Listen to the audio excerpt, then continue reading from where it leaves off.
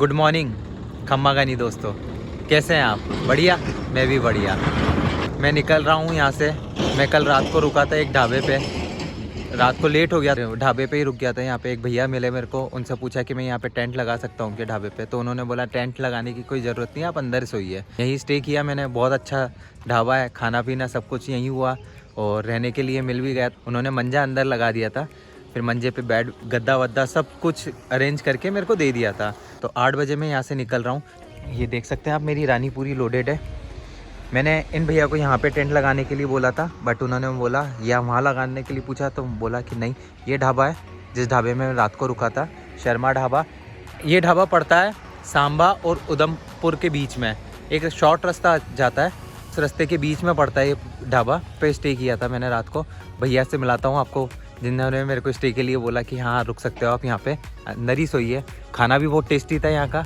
ये ढाबा है पूरा, जिस पे आप कभी भी आ सकते हो, कभी भी स्टे कर सकते हो आप। बहुत अच्छा नेचर है इन भैया का, हेल्पफुल नेचर है। ये भैया है जिन्होंने रुका था। भैया आपका नाम क्या है? संजय शर्मा। और एक ये भैया है, भैया आपका नाम क्या है? अजय कुमार। अजय जी। ये दोनों भैया थे रात को 11 बजे तक हम दोनों ने गपशप की। एक दूसरे भैया हैं वो तो सो गए थे बोल के, 11 बजे तक था, फिर 11 बजे बहुत ज़्यादा थक गया था तो फिर मैं सो गया था।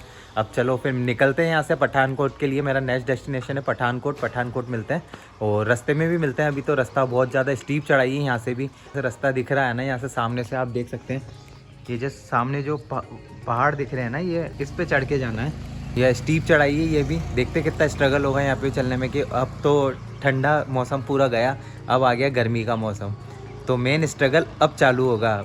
वो स्ट्रगल 70% था, तो अब 100% स्ट्रगल अब चालू होने वाला है। गर्मी के अंदर पूरा हाइड्रेटेड रखनी है अपनी बॉडी को, और कैसे होगा ये सब चीज़ देखना पड़ेगा आगे, क्योंकि मेरे पास ठंडे पानी की बॉटल भी नहीं है। अभी आगे पठानकोट में जाके मेरे को बाय करना पड़ेगा, देखते हैं क्या होता है। पठानकोट पहुँचते हैं, फिर उसके बाद डिसाइड करते हैं कैसे कैसा होगा। बट हाँ, अब सबसे मेन स्ट्रगल है कि अपनी बॉडी को कैसे हाइड्रेटेड रखूँ। बहुत ज़्यादा हाइड्रेटेड रखना बहुत ज़रूरी है। चलो भैया को अलविदा कहते हैं। ओके भैया, निकल, फिर मिलते हैं अपन नेक्स्ट। चलो मैं निकल रहा हूँ गाइज़ यहाँ से, फिर मिलते हैं रास्ते में। गाइज़ थोड़ी सी ऊपर चलने के बाद मेरे को बहुत ज़्यादा गर्मी हो चुकी है। अब जैसे जैसे नीचे जाएंगे की साइड, पठानकोट, अमृतसर, राजस्थान, इधर होते हुए जाऊँगा तो बहुत हालत ख़राब होने वाली। लोकेशन देख के मेरे को और सही हो गया, एनर्जी आ गई बहुत ज़्यादा। पूरी एनर्जी डाउन हो चुकी थी, तो लोकेशन देख के मेरे को एनर्जी, फुल एनर्जेटिक हो गया। मैं आपको दिखाता हूँ, मैं लोकेशन जिस लोकेशन पर रुका हुआ हूँ, ये है मेरी रानी। जस्ट पीछे देखिए आप, क्या माउंटेन व्यू देखिए।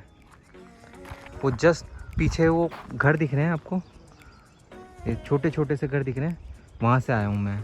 2 या 3 किलोमीटर का ही होगा ये, बट क्या करें, कश्मीर टू कन्याकुमारी करना है तो फिर आना ही पड़ेगा ना। ये मेरी रानी है फुल, ये मेरा बोर्ड है और ये मैं हूँ।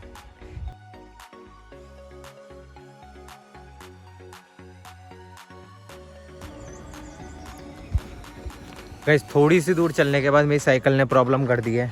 अब पता नहीं इस रास्ते, बेजान रास्तों पे कहाँ पे साइकिल सही होगी।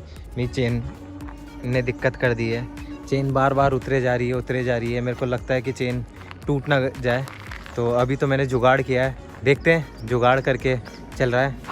अब ये रास्तों पे, बेजान रास्तों पे खड़ा हुआ हूँ मैं, यहाँ पे ना दूर दूर तक कोई है।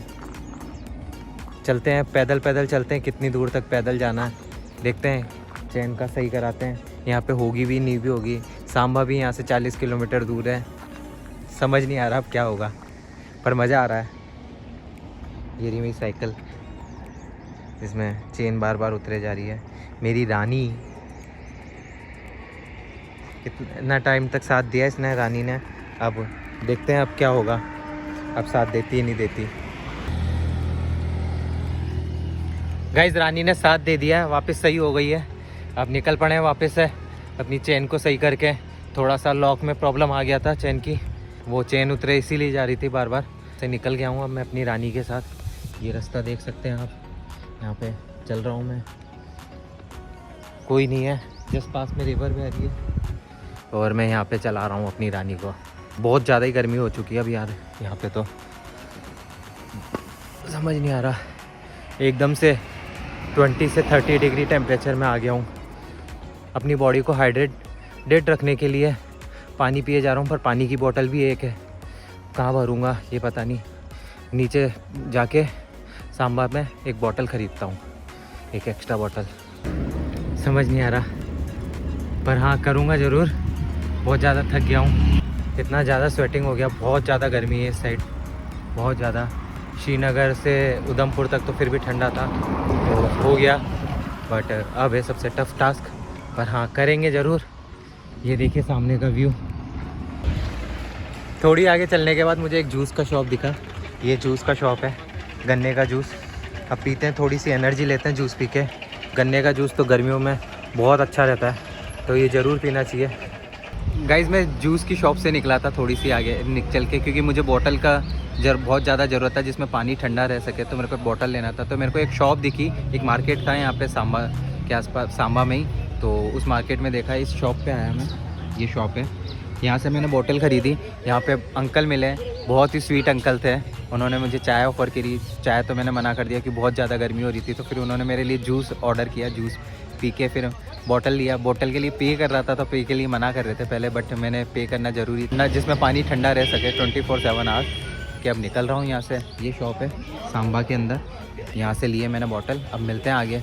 गाइस थोड़ी सी आगे चलने के बाद मेरे को एक चौक आया, यहाँ से मेरे को रास्ते में कन्फ्यूज़न हो गया था, तो मैं किस रूट को फॉलो करूँ। एक जाता है इस साइड सीधा स्ट्रेट, और एक जाता सांबा होते हुए। तो मैंने किसी मिले, यहाँ पे एक भैया मिले, और वो भी बहुत ही अच्छे वो हैं, उन्होंने गाइड किया मुझे। तो मिलाता हूँ उनको भैया से। ये हैं, आपका नाम क्या है? राजेश शर्मा। और ये हैं जसपाल खजूरिया, पतंजलि योग संस्थान योग प्रचारक, योग और कैंप चलते ये हैं। जो भैया हैं ये पतंजलि से हैं। ये पतंजलि को प्रमोट करते हैं, अपने नेचर से रिलेटेड सारी चीज़ों को प्रमोट करते हैं। तो मैं भी नेचर से रिलेटेड ही प्रमोट कर रहा हूँ। साइकिलिंग करो, एनवायरनमेंट को बचाओ, और ये योग करके बताते हैं ये भैया। आप कुछ और बताना चाहेंगे? हम आपका अपनी ओर से हृदय से स्वागत अभिनंदन करते हैं। ये जम्मू कश्मीर की जो जम्मू कश्मीर है, ये कश्यप ऋषि से आता है नाम का, क्योंकि कश्यप ऋषि जी ने श्रीनगर को बसाया था। तो यहाँ हमारा ये योग का मतलब है कि माइंड बॉडी सोल, मन से वचन कर्म से हम जब स्वस्थ होते हैं, और सीधा हमारा प्रकृति के साथ संतुलन होता है। तो आपका हम अपने हृदय से, और ये जम्मू कश्मीर की दरा, और ये डिस्ट्रिक्ट उधमपुर है। तो यहाँ पर मानसर झील है, और ये यहाँ पर मनवाल का एरिया पड़ता है। यहाँ पर पांडवों ने जब अज्ञात वनवास हुआ था उनको, तो उन्होंने काफ़ी संस्थान बनाए हुए हैं, मंदिर बनाए हुए हैं। तो ये बहुत अच्छा पावन स्थान है। और आज के समय में पूरे विश्व के लिए आज जो हमारा जो धर्म है, जो एक विज्ञान है ये, तो इससे आज पर्यावरण को हमें कैसे बचाना है, और बीमारियों से कैसे अपने आप को बचाना है, और पूरी दुनिया में बीमारी गंदगी को कैसे दूर करना है, तो उसमें योग का बहुत बड़ा रोल है। तो जो भारत की जो संस्कृति धरोहर है, जो ऋषियों की देन है, तो आप बहुत बढ़िया कार्य कर रहे हैं। तो हम भी यही काम कर रहे हैं, योग से निरोगी बना रहे हैं लोगों को, प्रकृति के साथ संतुलन है। तो हम सबको मिलकर इस भारत को पुनः विश्व गुरु बनाना है, और अपना हमें 100% देना है, ताकि स्वयं का निर्माण, चरित्र निर्माण और राष्ट्र निर्माण। तो मैं एक बार फिर पुनः मैं जसपाल खजूरिया, ये हमारे पंडित जी, जो भाई हमारे राजेश शर्मा जी, ये लोग ये पंडित पाठ पूजा करते हैं, ऋषियों का काम है, मंत्रों का उच्चारण करते हैं, वैवाहिक कार्यक्रम, मांगलिक कार्यक्रम चलाते हैं। ये तो बहुत बड़ी देन है भारत की जो संस्कृति है। आज हमें उस पर बहुत गर्व है, और हमें इसका खूब प्रचार करना चाहिए, ताकि जो आने वाली पीढ़ी है वो संस्कार के साथ और शिक्षित होकर पूरा भारत का उत्थान करें, पूरे लोगों का और पूरे विश्व के लिए। भैया से मिलकर मेरे को बहुत अच्छा लगा, और इन्होंने मैसेज दिया है कि आप हेल्थ से और पर्यावरण को मतलब संरक्षित रखिए। तो फिर स्कूल कॉलेज में भी जाते हैं, प्राइमरी स्कूल हो गए, जैसे सेकेंडरी स्कूल है, जैसे कॉलेज है, यूनिवर्सिटीज़ हैं, और गांव-गांव में जाते हैं योग लेकर अपना। क्योंकि जो भारत जब आज़ाद होने के लिए जब संघर्ष चल रहा था, तो सबसे बड़ा जो लाल बाल पाल, विपिन पाल और चंद्रपाल, और जो लाला लाजपत राय का जिनका मिशन था स्वदेशी को प्रमोट किया था। जैसे भाई राजीव दीक्षित जी आए, इन्होंने आज़ादी बचाओ आंदोलन में बहुत बड़ा काम किया, हम उसके बहुत बड़े फॉलोअर हैं। वो यूट्यूब पर, और पतंजलि को उन्होंने खड़ा करने के लिए बहुत कुछ उन्होंने किया। तो आज हमें स्वदेशी को अपनाने की ज़रूरत है। और सबसे बड़ी बात यह है कि दयानंद सरस्वती जी ने एक नारा दिया था कि आओ हम वेदों की ओर लौटें, क्योंकि वेद ही एक ऐसे हैं कि जो पूरी दुनिया का उत्थान कर सकते हैं, और जहाँ पर किसी का ये नहीं कि किसी विशेष जाति का इस पर अधिकार, हर कोई वेद को अनुसरण करता है, पढ़ता है, तो अपने जीवन को संभाल सकता है, बदल सकता है, और पूरी दुनिया को बदल सकता है। गाइस मैं वहाँ से निकल गया, मैं उनसे मिला जो भी भैया थे, पर निकलते हैं। ये रहा वे है, आप व्यू देखिए कितना अमेजिंग व्यू है, बट हाँ धूप भी उससे ही ज़्यादा अमेजिंग है। तो दोनों चीज़ का एंजॉय करते हुए जा रहा हूँ। एक मस्त सी लोकेशन और दिखी, थोड़ा सा रेस्ट करने के लिए बैठ जाता हूँ। कि बीच में एक अंकल ने रोक लिया था, मुझे पुलिस वाले मिले थे, तो वहाँ पे 5 मिनट का रेस्ट किया था। फिर 20 किलोमीटर चलाना मेरे लिए बहुत वो हो गया, मुश्किल हो गया, क्योंकि यहाँ पे भी स्टीप चढ़ाई थी, और स्टीप चढ़ाई होने के बाद भी गर्मी, ऊपर से टेम्परेचर, और ऊपर से जस्ट मेरे ऊपर ये सन, पूरी एनर्जी चूस रहा था ये सन।